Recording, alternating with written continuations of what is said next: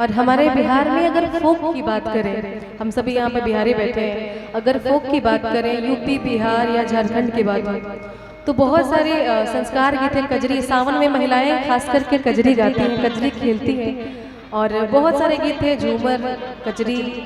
सावनी गीत। अभी सावन चल रहा है तो मैं चाहती हूँ कि कजरी हो जाए आप लोगों के लिए। और बिहार तो फेमस ही है कि जन्म से लेकर मरण तक इतने सारे गाने, इतनी सारी विधाएं हैं,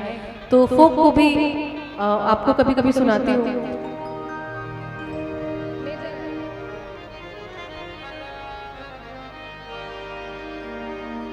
एक कजरी सुना रही हूँ, महिलाओं के लिए भी कुछ होना चाहिए, बहुत देर से बैठे हैं।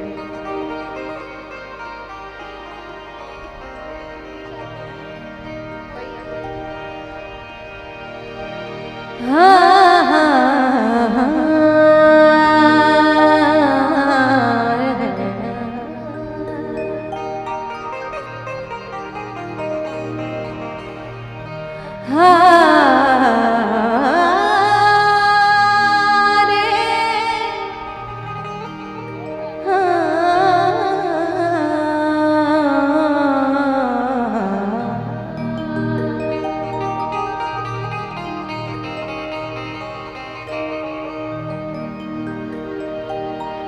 कैसे खेले जैबू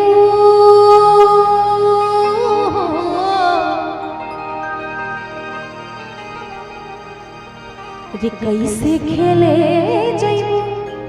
सावन में कजरिया, बदरिया घेरिया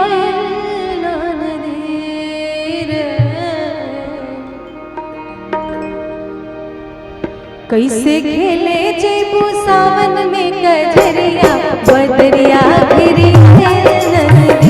कैसे खेले जैबू सावन में कजरिया, बदरिया घेरिया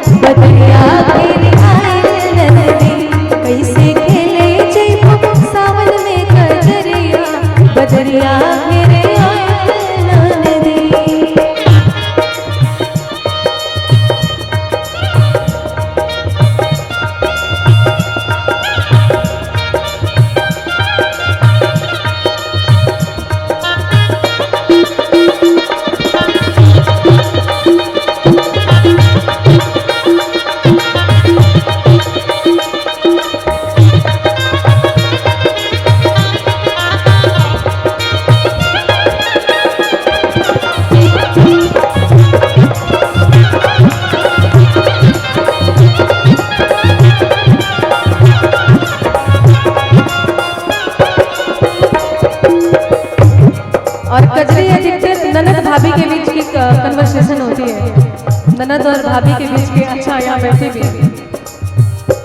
तू त जात हो के हो संग न सहेली, तू त जात हो के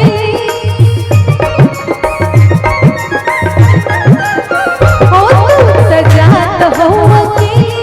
के हो संग न सहेली, छेला रोक ले रोक ली है तो हरी डगरिया, बदरिया घेरी आए लहरी, कैसे खेले जैबू सावन में कजरिया,